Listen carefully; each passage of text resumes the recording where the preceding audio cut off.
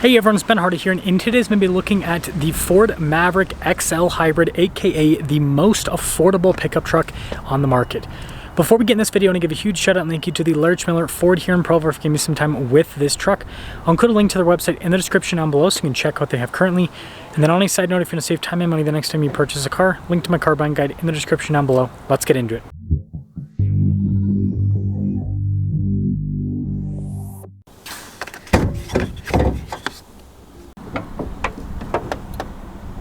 Under the hood, we have a naturally aspirated 2.5 liter 4-cylinder paired to a CVT and a hybrid system. Fuel economy is 42 around town and then 33 on the highway, with power outputs being 191 horsepower combined. You can also get a 2.0 turbo with the XL from what I see, but that one's going to be a little bit more expensive. Now, before we move forward with this review, I do want to mention, if you want to see more videos just like this, then I recommend you subscribe because I post content every single day. So starting with the hood, you guys can see how it's raised here on either side. I think that's really cool in terms of the overall design. And the Maverick does have these C-shaped headlights. And you guys can see the grille, you've got like a satin gray finish with that. And then that continues with the trim here at the bottom. And putting it all together, the contrast here with the coloration I think looks pretty sharp on the Maverick. Now around the side here, our tire wheel setup is 225, 65, 17 in the front and over in the rear. And you can see here with the wheels, a little bit more basic with the design, kind of more like a work truck type wheel. Again, it is an XL at the end of the day. We've got independent front suspension, independent rear suspension with the Maverick. You can see the satin finishes continue. And then here is your full side profile with the Maverick. And then taking a look at the key fob, we have our lock and unlock function. We got the flip out key as well. And then you can see the Ford logo there on the back. And then taking a look at the bed. First off, the tailgate, it's not dampened, so you do have to lower it down with your own arm. Got protection here from the factory, you can see with the bed as well. Oh, this one's got rental lining. So this one was actually done after the fact, not from the factory. So cool finish on it. But lifting up the tailgate, it's very light, easy to get into place. You can see the hybrid badge there with the Ford logo as well. And you get the Maverick's signature taillights, which I think look pretty sweet. But putting it all together, let me guys think about the looks here with the Maverick, but basically just a mini pickup truck. Now inside you do have some blue coloration up here, and you can see the cloth trim down below. And then this is interesting with the gray trim there on the door panel. And then look at these seats here with all of the cloth trim, very durable feel. And then legroom back here is pretty dang solid. We got a little storage pocket there, got a little charging port there as well. And then legroom back here is good, and seats are pretty comfortable.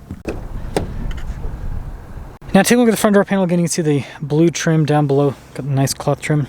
All of our window controls here. And just a quick look at the mirrors. And then if you're running on payload, 1,506 pounds, that's more than some half tons. And here's the front seat again with that cloth trim that goes down the center, manual adjustments and everything on the side, and then you got our light controls here. Look at the blue trim there, and then you got some of the gray on the dash. And got the little flip out key here, so we'll pop that in. Ooh. Now take a look at the steering wheel. You can see soft touch all around. You got practical controls on the front, like your voice command controls, phone controls, volume controls, as well cruise control on top of that. And then you can see the stalks there on the back. And then taking a look at the gauge cluster, you can see analog gauges. Notice that you've got the hybrid information there on the side. But we can scroll through and see different bits of info on different systems for the truck itself. In reverse, we do have a backup camera with trajectories that turn with the steering wheel. Got that zoom function as well. And pretty good resolution overall with the camera. And then as for the infotainment system, shortcut bar here at the bottom, you can see response time's quick. Got little storage there. Analog controls for the radio, single zone climate controls as well. You can see for the USBs and the 12 volt. Look at the storage here on top of that. Dial shifter here with it. Got that for the parking brake, some cup holders. Drive mode select, which the drive modes pop up here, by the way. The different modes. Traction control there. You can see the auto hold, and then with the center console. Nice trim on the top. Do get a sunglass holder, and then this has a manual mirror dimmer. Now take a look at the window sticker. You guys can see 2024 XL front wheel drive. This one doesn't have anything other than the hybrid. The hybrid's $1,500, it says.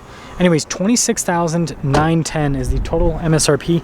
Let me know you guys think about this, but I think this is a really cool truck. Again, it's got literally the definition of everything you need and nothing you don't need. It's economical. It's got truck stuff. Again, you could add the 2.0 turbo if you wanted to have the, you know, go for the 4K tow package and all of that stuff.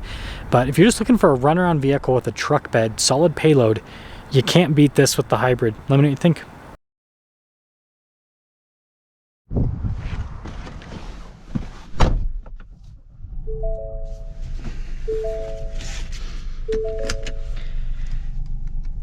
Well, let's talk about visibility before we set up. Here's your visibility over the hood. Both the mirrors, dual glass mounting. Go with the rest of the rear. And let us set off in the BS, right? The Bronco Sport. That's good. The Bronco Sport. It's BS. Why is this called the Bronco? I just started a new movement. Anyways, seats, comfortable. They are comfortable. The bolsters are a little bit more on the narrow side of things, but they're flat enough that it doesn't, even if you're kind of sitting more on top of the bolsters like I am, it doesn't make it uncomfortable at all. Now, aside from that, the interior fit and finish on the Bronco Sport's actually really solid. Feels like, and the doors have like a solid sound when you close them. It's actually a pretty well-built vehicle, seems like.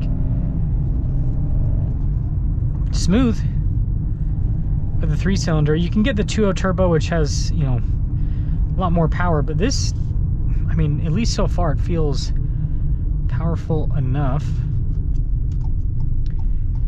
Braking's pretty smooth, pretty linear setup there with it. Man, there's so much traffic. But aside from that, I like this interior. It's pretty neutral. It's not out there at all.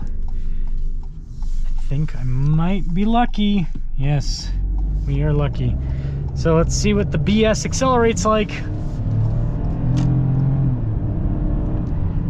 Okay, that's where you definitely feel more of a difference with that 2.0 turbo, where it would just keep going. This, it's not slow by any means. It's quick for a vehicle in this segment. It's quick, but it does kind of taper off just a little bit. I like the look over the hood. It's so boxy. It's cool. It's very cool. This drives well for what it is. Again, you gotta ultimately, I know people, man, people look at this the wrong way. They're like, oh, it's not a real Bronco, yada yada. Look at this, you know, for what it is. This is a smaller sized SUV or crossover, whatever you want to call it, right? And it is cool looking, right? And it doesn't have that tapered, you know, like the Ford Edge, for example, right? It doesn't have that tapered design that a lot of SUVs and crossovers have. It has a boxy design.